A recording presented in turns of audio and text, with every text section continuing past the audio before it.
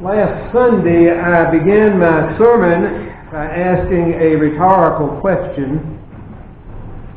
What do you say to someone whose world as they have known it has just come crushing down?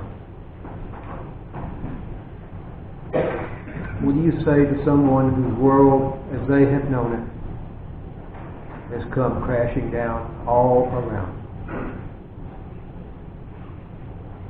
I went on to talk about those disciples cowering in that upstairs room in that house in Jerusalem the morning after Easter. Later in the day on Easter, actually.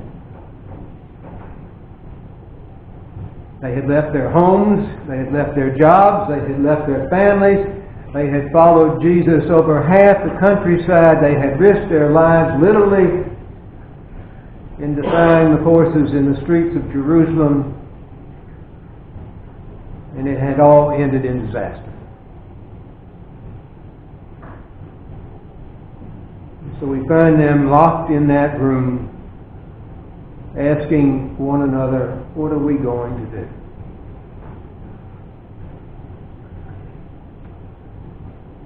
I did not know when I preached that sermon that in less than 48 hours I would talk to two people whose world had crashed around. Two sad, sad people. Their lives had been dramatically altered, and as the world as they had come to know it disintegrated, they did not know what they were going to do. It was a mental and spiritual disaster.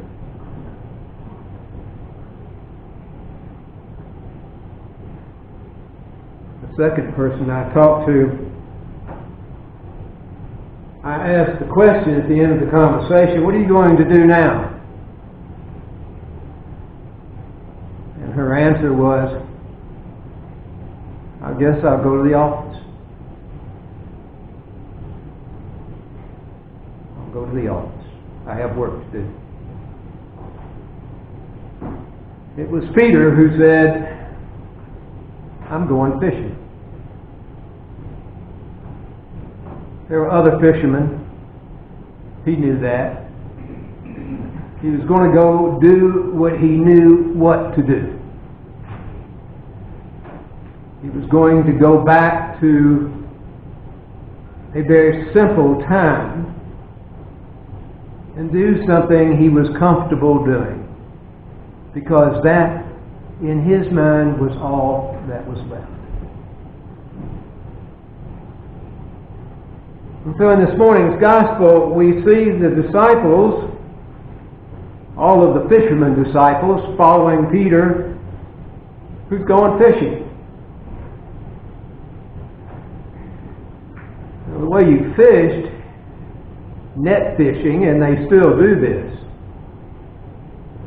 is you get in the water up to your chest with long nets, and you drag them, catching fish, hopefully, as you go along in water up to your shoulders.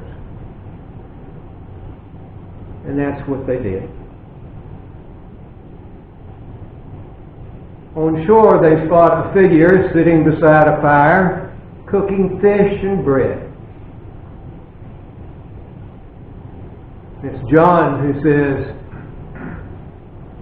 it's him. It's really him. It's Jesus.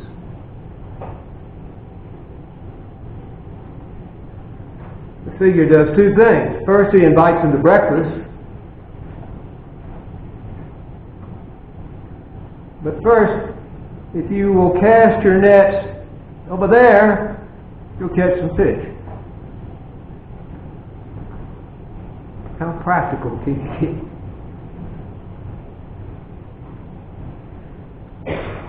That's exactly what they do. They haul in the nets, they move closer, they cast the nets again, and sure enough, they begin to catch fish. 153. Don't you find that fascinating? That right there in Scripture is the total number of fish they caught. I mean, where's the game warden? I fish all day, catch 2 trout. 153. That's not a coincidence. It is an abundance. It is highly unusual. It's a way of saying what follows is about life, and it's about abundant life.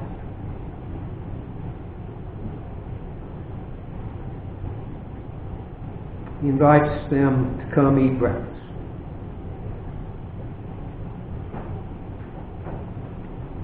If there's anybody uncomfortable at that breakfast, it is Peter.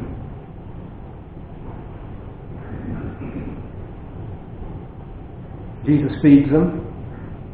That's the first thing. He's assured that with their catch, they will have money in their pockets at the end of the day. And then he says to Peter, "Come walk down the beach with me."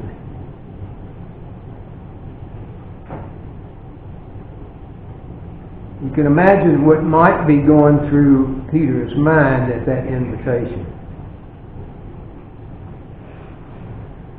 He says okay, but he really doesn't want to.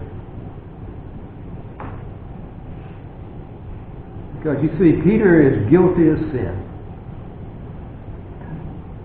He has denied Jesus, denied Him publicly, denied Him to the authorities, not once, not twice, but 3 times.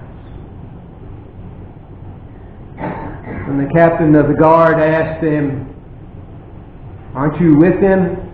his answer is, "I don't know the man."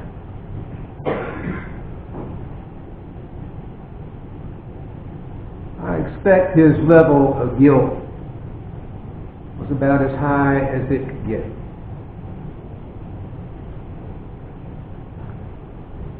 They walk away, and Jesus says, "Peter, Peter, do you love me?" "Yes, Lord, I love you." "Then feed my lambs." They continue walking, and then after a while Jesus says, "Peter, do you love me?" "Yes, Lord, I love you." "Then feed my sheep." They go a ways further, and a third time Jesus turns to Peter and says, "Peter, do you love me?" Peter is exasperated. Peter says, "Lord, you know everything. You know that I love you." "Then feed my sheep."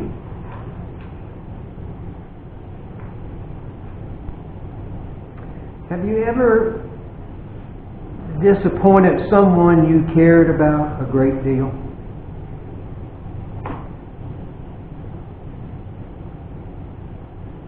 Have you ever failed to speak up when confronted with a situation that you knew to be wrong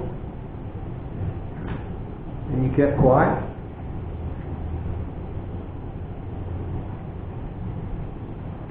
Have you ever promised to love someone till the day of their death and you have not?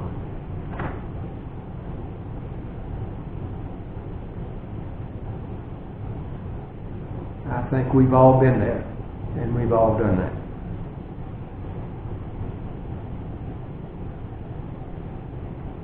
We've all been in Peter's shoes and walked in his footsteps.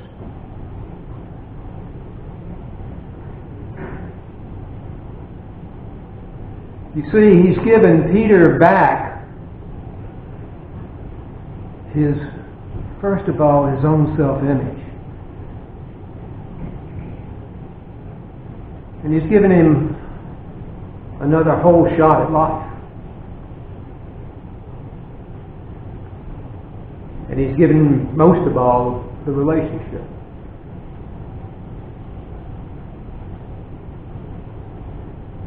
Bishop Wright, in his weekly commentary, summed it up about as well as I have seen it. And I share it with you in closing. He writes, if Peter got a second chance on that first Easter morning, so can we. This is the Easter message. You are more than your worst day. And so is the individual group of people you struggle to love. You are more than the pain you have suffered or caused. You are redeemable because you're beloved.